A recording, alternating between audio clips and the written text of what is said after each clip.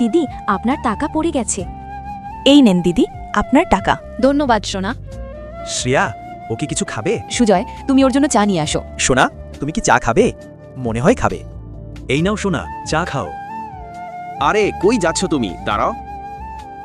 বাবা তোমার জন্য আমি চা নিয়ে এসেছি। তুই এই ঠান্ডার সময় চা কোথায় পেলি মা? বাবা একটা আঙ্কেলের টাকা পড়ে গিয়েছিল, সেই টাকাটা আমি তাকে দিয়েছি, এই জন্য আমাকে চা কিনে দিয়েছে। মা সুফিয়া, আমি তোর বাবা হয়ে তোকে এক কাপ চা কিনেও খাওয়াতে পারছি না। তোকে এবং তোর মাকে শীতের পোশাক কিনেও দিতে পারি নাই। আমার কাছে এর থেকে দুঃখের আর কিছু আছে? বাবা দেখিও, উপরওয়ালা একদিন সবকিছু ঠিক করে দিবে। হ্যাঁ রাহুল, তুমি একদম আমাদেরকে নিয়ে টেনশন করিও না।